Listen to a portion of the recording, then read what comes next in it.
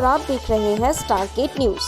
आज हम बात करने वाले हैं भारत की पहली कोरोना वायरस वैक्सीन के बारे में, जिसको भारत की एक कंपनी भारत बायोटेक ने ICMR की lab national institute of virology Pune के साथ मिलकर बनाया है। और अब इस वैक्सीन को ह्यूमन ट्रायल के लिए central drugs standard control organisation के एक department drug controller general of India से मंजूरी भी मिल गई है। आपको बता दें कि भारत बायोटेक ने पहले भी कई वैक्सीन्स डेवलप करी हैं, जिनमें से एक है स्वाइन फ्लू की वैक्सीन यानी कि H1N1 वैक्सीन, और अब भारत बायोटेक लेकर आया है कोवैक्सीन। दरअसल वैक्सीन्स दो तरह की होती हैं, लाइव एट्यून्यूएटेड वैक्सीन्स और इनएक्टिवेटेड वैक्सीन्स।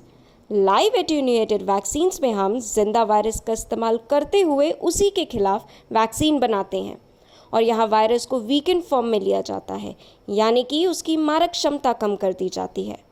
इन तरह की वैक्सीन्स को अगर ह्यूमन बॉडी में इंजेक्ट कराया जाए तो ये 1 से 2 डोजेज में ही पूरी ज़िंदगी भर के लिए उस वायरस से लड़ने में सफल रहते हैं।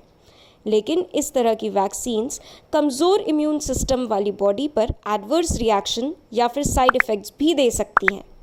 मगर काफ़ी बीमारियों में इस तरह की वैक्सीन्स सफल भी रही हैं, जैसे कि चिकन पॉक्स। दूसरी तरह की वैक्सीन्स होती हैं इनएक्टिवेटेड वैक्सीन्स, जिसमें वायरस को मार के ह्यूमन बॉडी में इंजेक्ट कराया जाता है।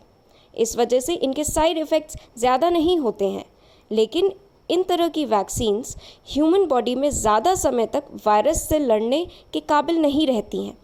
इसलिए हमें इन तरह की वैक्सीन के बूस्टर डोज लेने पड़ते हैं, यानी कि समय समय पर इसके डोज लिए जाते हैं, जैसे कि टेटनस के इंजेक्शंस।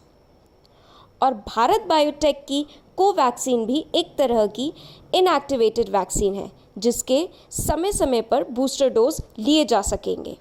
यहाँ जो बात सबसे गौर करने वाली है वो ये है कि ह्यूमन ट्रायल्स 3 फेजेज़ में होते हैं, जिसमें कोवैक्सीन फेज़ 1 की शुरुआत पर है और ह्यूमन ट्रायल्स के तीनों फेजेस को कंप्लीट करने में आमतौर पर कुछ महीने या फिर कुछ साल का समय भी लगता है। फिलहाल भारत की Zydus Cadila, Serum Institute of India, Panacea Biotec भी कोविड की वैक्सीन डेवलप करने में लगी हुई हैं, लेकिन यह अब तक ह्यूमन ट्रायल के स्टेज तक नहीं पहुंची हैं।